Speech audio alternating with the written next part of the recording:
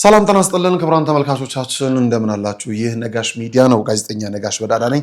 ከኔ ጋር ቆይታን ስለምታደርጉም ከልብ አመሰግናለሁ። ክቡራን ተመልካቾቻችን እግዚአብሔር በሚያውቀው እንግዲህ ሰሞኑን ያለንበት ጉዳይ እጅግ በጣም አስጨናቂ ከባድም የሚባል ነገር ነው። ተሰምቶም ታይቶም በማይታወቅ መልኩ ወደ ቤተ ክህነቱ ደግሞ የድንግል ማርያምን ምስል ይዛችሁ አትውጡ የሚል ምልክትን እንደ መስማት ደግሞ የሚያሳዝን ጉዳይ የለም። ከቤተ ክህነት የሰማነው ጉዳይ ይህንን ቢመስልም ደግሞ ከምዕመኑ ደግሞ የእመብርሃንን ምስል ይዘው ወደ አደባባይ የወጡ ፍቅሯ ያንገበገባቸው ነገም የሚያንገበግባቸው በጣም በርካታ ምዕመናንም ተመልክተናልና ምንድነው እሱ የጎራ መደበላለቅ ያለ እስኪመስል ድረስ ለምን እንዲተወዛገብን የሚለው የኔ አእምሮ ውስጥ ጥያቄ የፈጠረ ምላሽ ያላገኘ ጉዳይ ነው። ይህንን ጉዳይ በደንብ ወደፊት እንመለስበታለን። በተለይም ደግሞ ከአባ ሕፃን ጋር ተያይዞ እዚህ ስቱዲዮ ለመጋበዝ እንደዚሁ እንፈልጋለን። ለምንድነው እንደዛ ሊሉ የፈለጉት? የእመብርሃንን በተለይ የእመቤታችንን ምስል ይዛችሁ አትውጡ ያሉበት ምክንያት ስለምንድነው የሚለውን ማወቅም መጠየቅም ይጠበቅብናልና ይሄ ታሪክ ይቅር የማይለው ሁሌ የሚቀመጥ ንግግር ሆኖ ሳለ አይደለም ከሀገር ውስጥ ከውጪም ደግሞ የእመብርሃንን ምስል ይዘው በአደባባይ የወጡ ፍቅራቸውን በልባቸው ይዘው እስከ ሞት የተሰለፉ እልፍ ክርስቲያኖች ያሉባት ሀገር መሆኑንም ልንዘነጋ አይገባም። እነዚህን ጉዳይ ያሳለፍነው ነው። ከዛ ባለፈ ታዲያ ስለ እመብርሃን ሲልም ደግሞ በእስር ቤት ቀናትን ያስቆጠረ ወንድማችን ዛሬ እንደዚሁ አዲስ የምስራች ሰምተናል። ስለሱም ነግራችኋለሁ። ከዛ ባለፈ ደግሞ ከኔ ጋራም ተያይዞ በጣም በርካታ ነገሮችን በጣም አስፈሪ የሚባሉ ጊዜያቶችን ስናሳልፍ ቆይተናል። ወዲህ በዛቻ አለፍ ሲልም በእስር እንግዲህ የቆየንበት ዘመን ነውና እነዚህንና ሌሎች ነገሮችን በደንብ እንመለከታለን። በተለይም ደግሞ ከዚህ ማስተር ጸጋዬ የመከላከያ ዩኒፎርም ለብሶ እንደዚሁ እኔ ላይ ዛቻ ሲያቀርብ የነበረው ግለሰብን በተመለከቶ እንደዚህ ይቅርታ ብሏል። ይቅርታውንም በተመለከተ ከኔም ምላሽ መጥቷልና ምንድነው የሆነውን ነገር እሱን ዛሬ በተወሰነ መልኩ እንመለከታለን። ሰላም እግዚአብሔር ከሁላችን ጋር ይሁን። ከኔ ጋር ስላላችሁ ከልብ አመሰግናለሁ። የሙታንሳ ማር ቅዱስ ሚካኤል አንድነት ገዳም የአባቶችን መልእክት እንዲሁም ደግሞ የአንጎለላ ጽራ አርያም ሰሚነሽ ኪዳነ ምሕረትን መልእክት ሰምተን ስንመለስ እነዚህ ጉዳዮች በደንብ እንመለከታቸዋለን። ሰላም እግዚአብሔር ከሁላችን ጋር ይሁን። መልካም ጊዜ። እንኳን አደረሳችሁ። አዲስ ሐሳብ፣ አዲስ ተስፋ፣ አዲስ ጉዞ ለመጀመር የልባችን እንዲሞላ ጥያቄያችን እንዲመለስ ጾም ጸሎትን ደሞዝ እናድርግ። አሮጌውን ዓመት በሙታንሳ ማር ቅዱስ ሚካኤል አንድነት ገዳም እናቶች ምርቃት አጠናቀናል። አዲሱ ዘመን የአባቶቻችን ጸሎት እንዳይለየን የአምላካችን ፈቃድ ይሁን፣ አሜን።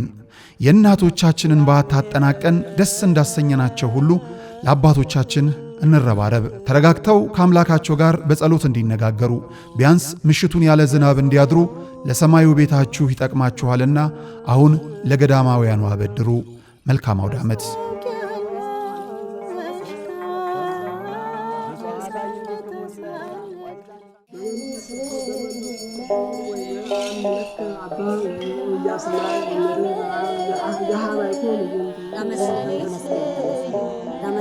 ለዘመን መታወቂያ የሆነው ዘንድ ፀሐይና ጨረቃ ከዋክብትንም ፈጠረ።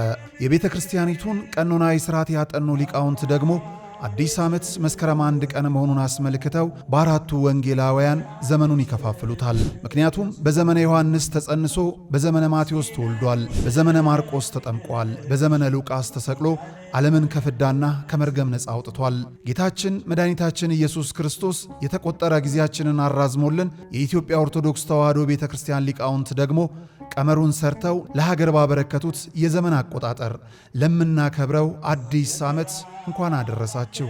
በ1487 ዓመተ ምህረት በአፄ ናዖድ ዘመነ መንግሥት የተተከለችው የአንጎለላ ጽራ አርያም ሰሚነሽ ኪዳነ ምሕረት ለታሰረ ቋጠሮ መፍትሄ የሚገኝባት፣ መናፍስትን ተዋግተን የምንጠመቅባት፣ ንስሐ ገብተን ሥጋ ወደሙን የምንቀበልባት ታላቅ የበረከት ስፍራ ናትና ከደጇ ለመርገጥ ያብቃችሁ። የገዳሟን መረጃ ለመጠየቅና መባ ስጦታችሁን ለመላክ ከታች ያሉ ስልክ ቁጥሮችን አሊያም የባንክ አካውንቶችን ይጠቀሙ። ዘመን ለፍስሐ ዕድሜን ለንስሐ ያድላችሁ።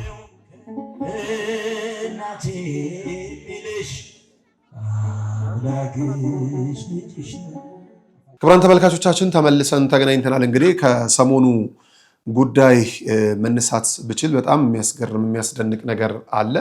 ይህም አባ ሕፃን የእመቤታችን ቅድስት ድንግል ማርያም ላይ እንደዚሁ አንዲት ግለሰብ በቲክቶክ ምስሏን መቅደዷን ተከትሎ ወንድማችን ባሮክ በተለይም ደግሞ በዚች ልጅ ቤት ውስጥ መሄዱን ተከትሎ የማህበራዊ ሚዲያው ጡዘቱ ከፍ ብሎ ነበረ። እንደውም ክርስቲያኖች እንዲሁም ኢትዮጵያውያን ስለሆንን እንጂ የእመቤታችን ምስል ተቀዶ የእመቤታችን ምስል እንዲህ ከክብሩ ዝቅ ብሎ በቤቱ የሚቀመጥ ሰው ይኖራል ብዬ አላስብም። ምክንያቱም ይሄ ጉዳይ ሀይ ካልተባለ በጊዜ ነገ የሚቀጥል ከሆነ የቅድስት ቤተክርስቲያን አማኞችን ቁጣ መቀስቀስ ነው። ወዳልሆነ ነገር እንዲሄዱ ነው። ምን እንደተፈለገ አልገባኝም። እና እንዲህ አይነት ጉዳዮች ሳይውሉ ሳያድሩ ነው እርማት እርምጃ መወሰድ ምንም በቃ የሀገር ደህንነትም ጭምር ነው። የ70 ሚሊዮን ህዝቦች ጉዳይ የሀገር ጉዳይ የ70 ሚሊዮን ብቻም ደግሞ አይደለም። በእስልምና ቤተ እምነት ውስጥም ሆኖ ቤተክርስቲያን ስትጎዳ ማየት የማይፈልጋለ። በፕሮቴስታንት በካቶሊክ ውስጥም ሆኖ ቤተክርስቲያን ስትጎዳ ማየት የማይፈልግ አለ። ስለዚህ 70 ሚሊዮን ፕላስ ነውና መሪዎቻችን እንደው በጣም ፈጣን ልትሆኑ ይገባል። የምሬን ነው። የብሔራዊ መረጃ ደህንነት ይህንንም ሊያካትት ይገባልና እንደዚህ አይነት ጉዳዮች ሲፈጠሩ ሰዎች ወዳልተገባ ቁጣ ወዳልተገባ ነገር ወደ ሌላ ግርግር ከመካሄዱ በፊት እንደው የሀገራችን መንግስት የህግ አስከባሪዎች ስለ እግዚአብሔር ማለት ፈልጋለሁ። ያው ይሄ ጉዳይ የሚመለከተው ቤተ ክህነቱን ነበረ። ወደዛም ማስተላለፈው መልእክት የለኝም። እንደውም የምንሰማቸው ነገሮች ደስ የሚሉ ስላልሆኑ ማለት ነው። ከዚሁ ጋር ተያይዞ እንግዲህ በተለይም ከመቤታችን ጎን ሆነዋል። ከክርስቲያን ልጆቻቸው አጠገብም ቆመዋል። ከመቅረት መዘግየት ይሻላል ብለን በሎዛ ሚዲያ ላይ አባ ሕፃን ከተፋሉና እንባም ሲያነቡ ብዙ ነገሮችን ሲያደርጉ ተመለከትን። ዘወር ብለው ደግሞ አብሶ የእመቤታችንን ምስል ይዛችሁ ወደ መስቀል እንዳትወጡ ሲል መንግስት በእድሜው እስካሁን ሰዓት ድረስ የእመቤታችንን ምስል ይዘን እንዳንወጣ ከልክሎን አያውቅም። የእመብርሃንን ምስል አትያዙ የሚል መንግስት አላየሁ። ከቤተ ክህነት የተገኘ አባት ግን አብሶ የእመቤታችንን ምስል ይዛችሁ አትወጡ ሲባል እኔ በጣም ነው የደነገጥኩት። እጅግ በጣም ነው የደነገጥኩት። ለምንድን ነው ይሄ የተባለው? ተቆርጦ የወጣ ምስል ድምፅ ነው የደረሰኝ። ሙሉን ማየት ፈልጋለሁ። ሙሉን የት እንደማገኝ አላቅም። ይህንን ሙሉን ማየት ፈልጋለሁ። ግን አባ ሕፃንን ደግሞ እዚሁ ስቱዲዮ ጋብዘን ብናወራ ብንጨዋወት ከምን አንጻር ነው? ምክንያቱም በጣም ህዝብ ተቆጥቷል፣ አዝኗል። ደስ የሚለው የክርስቲያኑ ህዝብ ሲቆጣ ሰልፍ አይደለም፣ እንባውን ወደ ክርስቶስ የሚያመጣው የሚጥለውና ያ እንባ ተመልሶ ጎርፍ ሆኖ ሲመጣ ይወስዳቸዋል። ምንም ጥርጥር የለውም በዚህ ጉዳይ ላይ።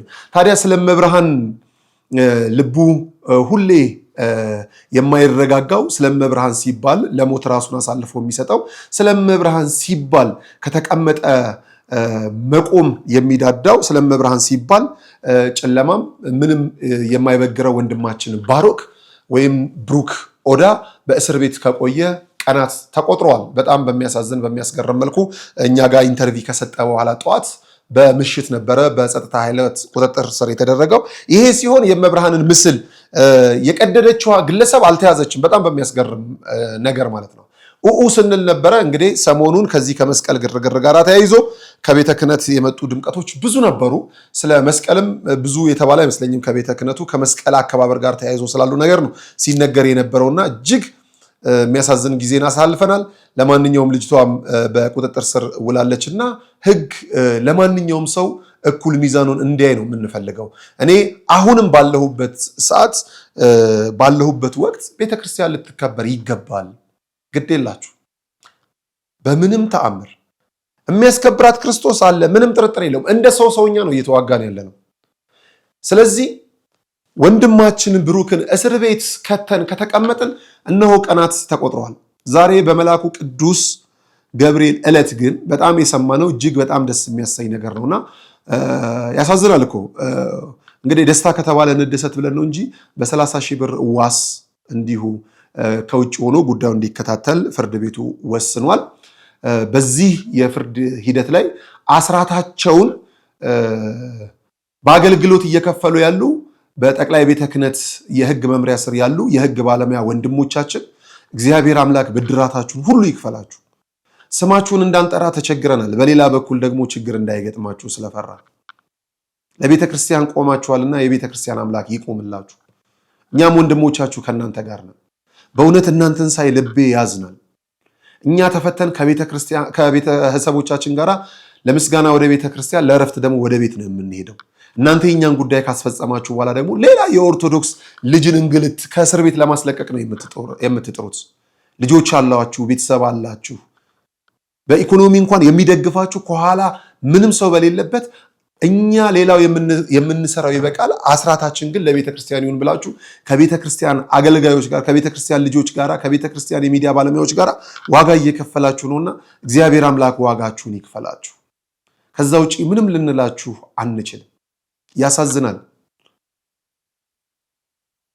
በጠቅላይ ቤተ ክህነት የህግ መምሪያ ስር ያላችሁ የህግ ባለሙያዎች በራስ ተነሳሽነት ለቤተ ክርስቲያን እንቆምላት፣ ከቤተ ክርስቲያን ጋር ለሆኑ እንውም ብላችሁ ስላላችሁ መብርሃን ታክብርልን። ስለዚህ ወንድማችን ብሩክ ኦዳ የዋስትና መብቱ ተፈቅዶለታል። እንግዲህ ቀደም ብለን ስለሆነ ይህንን ፕሮግራም የምንቀርጸው ከእስር መለቀቅ አለመለቀቁን ደግሞ ነገ ነው የምንነግራችሁ። እግዚአብሔር አምላክ ሌላ ነገር እንዳያሰማን ቸር ብቻ ያሰማን። ሰርቆ አልተያዘም፣ ነፍስ አጥፍቶ እስር ቤት አልገባም፣ አወናብዶ እስር ቤት አልገባም። በልቡ ያለችውን ባንደበቱ እየመሰከረ ነው ስለ ድንግል ማርያም ቀናትን በእስር ቤት ውስጥ የቆየው። በፍርድ አደባባይ ላይ እንዲቆም የተደረገው ስለመብርሃን ስለተናገረ ነው። መቆም የነበረባቸው የሉም ከሷ ጋር። ስለሷ መናገር የነበረባቸው ተሸብበዋል። ስለሳቸው መመስከር የነበረባቸው ጸጥ ብለዋል። ስለሷ መንገር፣ መመስከር፣ ማስተማር የነበረባቸው ዝም ብለዋል። ለምን ዝም እንዳሰኛቸው አላውቅም። አንዳንዴ ቁጣ ይሆን አንደበትን ዘግቶ ይሆን እላለሁ እግዚአብሔር። ስለ ድንግል ማርያም ዛሬም ነገም እንመሰክራለን። ሌላውን ጉዳይ ግን ወደፊት እንመለስበታለን። ከዛ ጋር ተያይዞ እንግዲህ በሶሻል ሚዲያ ላይ ራሱን ማስተር ጸጋዬ እያለ ሲጠራ የነበረ ወንድም በፕሮቴስታንት ቤት ውስጥ ያለ በመከላከያ ዩኒፎርም የደመቀ ከኋላው በአረንጓዴ ቢጫ ቀዩ ባንዲራ የተንቆጠቆጠ ቆፍጠን ቆጣ ያለ መልእክትን ሲያስተላልፍ ነበረ። ፈንጂ ወረዳ ውስጥ ነህ፣ ትሞታለህ፣ ትገደላለህ የሚል ሐሳብን ሲሰነዝር እግዚአብሔር ከፊት ሲቀድም ገዳዮች ይሞታሉ፣ ምንም ጥርጥር የለውም። እና በዛም ጊዜ ስንል የነበረው ገዳይም አንሺም መድኃኔዓለም ነው። ግዴለም እግዚአብሔር ለይቶ መምታት ይችልበታል። ይግባኝ ለመድኃኔዓለም ግልባጭ ለምድሩ መንግስት ስንል ነበረና ወንድማችን እንግዲህ በይቅርታ ተጸጽቶ መሬት ላይ ወድቆ ኢትዮጵያውያንን ኦርቶዶክሳውያንን እኔም ልጃችሁ ወንድማችሁ ነጋሽ በዳዳን እንደዚሁ ይቅርታ ጠይቋል። ያን የይቅርታ ቪዲዮ በጣም በሚያስገርም ቀን በደመራው ዕለት ነው ያየሁት። ከጉራጌ ከበኩረ ምዕመናን ቀኛዝማች ትእዛዙ ኮሬ ጋራ ሀገር ቤት ገብተን ነበረ፣ ለጉራጌ ለመስቀል ማለት ነው። አይታችሁታል። ስመለስ አየሁት። የእውነት ለመናገር ያን ይቅርታ ሳይ እጅግ በጣም ነው ልቤ የደነገጠው፣ ልቤ ያዘነው። በእውነት ወንድ ልጅ ወይም ሴት ልጅ የሚባልበት ደረጃ የለም። ይቅርታ ልብን ይንዳል፣ ምንም ጥርጥር የለውም። መንገድ ላይ ሆኜ አየሁት። በጣም በሚያስገርም መልኩ ግን በመስከረም 17 2018 ዓ.ም እዚሁ መዲናችን አዲስ አበባ ታካ ነገስት በዓታ ለማርያም ቤተክርስቲያን ቅዳሴ እያስቀደስኩ ባለበት ሰዓት ይሄ ወንድም ትዝ አለኝ። ስለዚህ ዕለቱ መስቀል ነው። ክርስቶስ የተሰቀለው ስለ ፍቅር ሲል ነው። ስለዚህ ደግሞ ፍቅር ከሚገለጥበት ነገር አንዱ ይቅርታ ነውና እኛን ጥፋቱን አምኖ ይቅርታ ከጠየቀ ይቅርታ ማለት አለብኝ ብዬ ቅዳሴው እስኪያልቅ ተጣደፍኩኝ።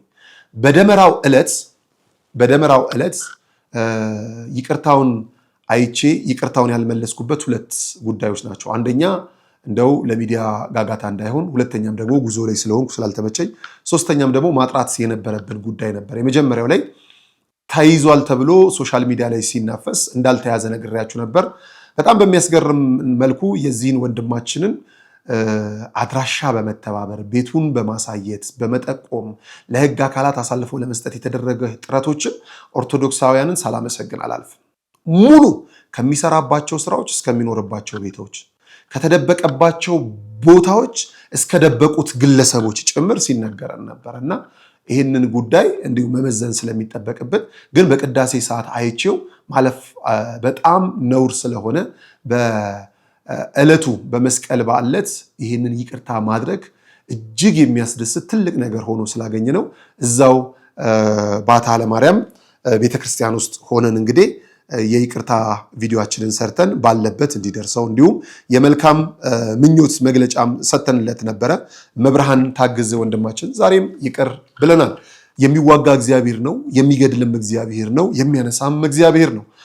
በጣም በሚያስገርም በሚያስደንቅ መልኩ ግን ሰው ከልቡ ጥፋቱን አምኖ ከተጸጸተ በኋላ ይቅርታ ከጠየቀ እንደ ጀርባ ቅማል ጀርባው ላይ አንቀመጥም። ይቅር የሚል አምላክ እግዚአብሔር ስለሆነ ማለት ነው። ገዳዮችን ለይቅርታ ካንበረከከ፣ ፎካሪዎችን በጉልበት እንደዚሁ ሸብረክ ካስደረገ፣ ደንዳና ልብን በይቅርታ ካረሰረሰ የእግዚአብሔርን ታምር መናገር እንጂ የራስን አቅም አሊያም ደግሞ የሕግን ጉልበት መዘርዘር አስፈላጊ ነው ብዬ አላሰብም። የሁሉ የበላይ ክርስቶስ ነውና እግዚአብሔር ሁሉን ነገር ማድረግ ስለሚችልበት ይሄንን አድርጓል መድኃኔዓለም። እርሱን ስንታመን፣ እርሱን ስንከለል፣ የእርሱ ስንሆን እሱ ይጠብቀናል ማለት ይሄ ነው። ይገላሉ የተባሉ አንደበቶች ለይቅርታ ከታጠፉ ከዚህ በላይ ምንም ነገር የለምና ወንድሜ እግዚአብሔር አምላክ ካንተ ጋር ይሁን። በስልክ በጣም ትልቅ ረዥም ሰዓታት አውርተኸኛል። ያለህበት ጉዳይ አስቸጋሪ እንደሆነ ነግረኛል። ከዚህ ሁሉ ነገር ውስጥ ደግሞ እግዚአብሔር ያውጣ። እግዚአብሔር ወደ ቀደመ ሰላማዊ ሕይወት እንዲመልስህ እግዚአብሔርን በሚያውቀው ራሱ ባለቤቱን ለምነዋለው። መብርሃን ደግሞ ታግዛሃለች ብዬ አስባለሁና ለወደፊቱ ግን እንዲህ አይነት ነገር እንዳይፈጠር ሰላም እግዚአብሔርም ካንተ ጋር ይሁን።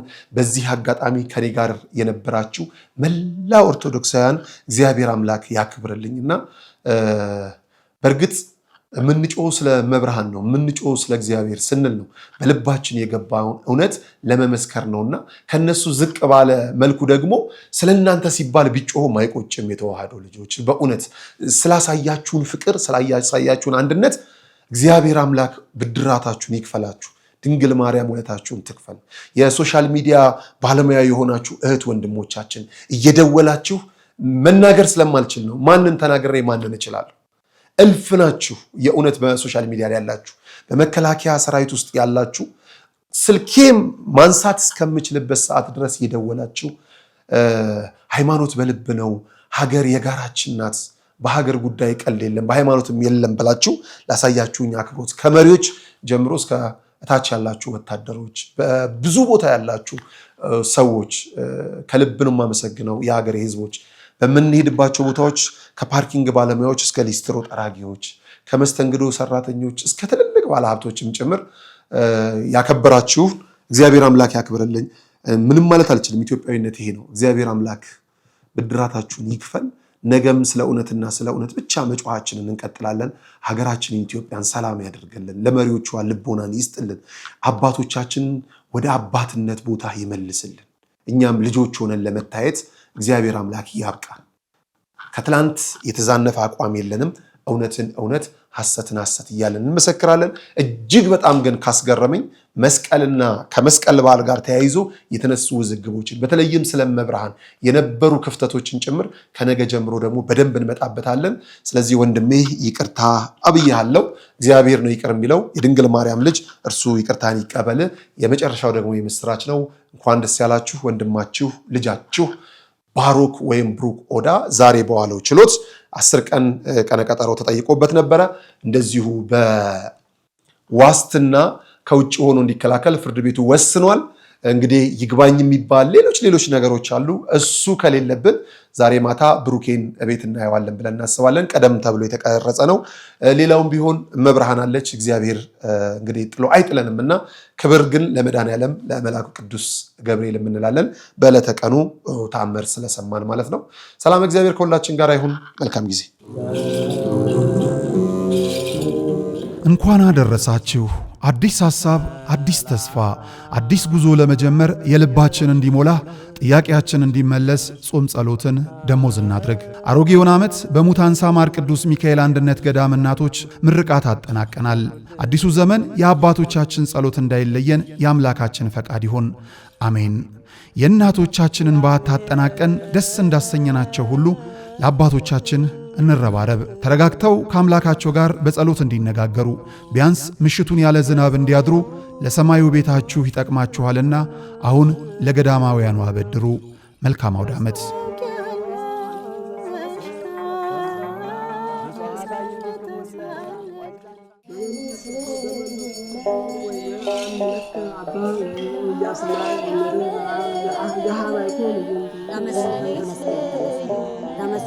ለዘመን መታወቂያ የሆነው ዘንድ ፀሐይና ጨረቃ ከዋክብትንም ፈጠረ። የቤተ ክርስቲያኒቱን ቀኖናዊ ሥርዓት ያጠኑ ሊቃውንት ደግሞ አዲስ ዓመት መስከረም 1 ቀን መሆኑን አስመልክተው በአራቱ ወንጌላውያን ዘመኑን ይከፋፍሉታል። ምክንያቱም በዘመነ ዮሐንስ ተጸንሶ በዘመነ ማቴዎስ ተወልዷል፣ በዘመነ ማርቆስ ተጠምቋል፣ በዘመነ ሉቃስ ተሰቅሎ ዓለምን ከፍዳና ከመርገም ነፃ አውጥቷል። ጌታችን መድኃኒታችን ኢየሱስ ክርስቶስ የተቆጠረ ጊዜያችንን አራዝሞልን የኢትዮጵያ ኦርቶዶክስ ተዋሕዶ ቤተ ክርስቲያን ሊቃውንት ደግሞ ቀመሩን ሰርተው ለሀገር ባበረከቱት የዘመን አቆጣጠር ለምናከብረው አዲስ ዓመት እንኳን አደረሳችሁ። በ1487 ዓመተ ምህረት በአጼ ናዖድ ዘመነ መንግሥት የተተከለችው የአንጎልላህ ጽራርያም ሰሚነሽ ኪዳነ ምሕረት ለታሰረ ቋጠሮ መፍትሄ የሚገኝባት፣ መናፍስትን ተዋግተን የምንጠመቅባት፣ ንስሐ ገብተን ሥጋ ወደሙን የምንቀበልባት ታላቅ የበረከት ስፍራ ናትና ከደጇ ለመርገጥ ያብቃችሁ። የገዳሟን መረጃ ለመጠየቅና መባ ስጦታችሁን ለመላክ ከታች ያሉ ስልክ ቁጥሮችን አሊያም የባንክ አካውንቶችን ይጠቀሙ። ዘመን ለፍስሐ ዕድሜን ለንስሐ ያድላችሁ። እናቴ ልሽ አምላክሽ ልጅሽ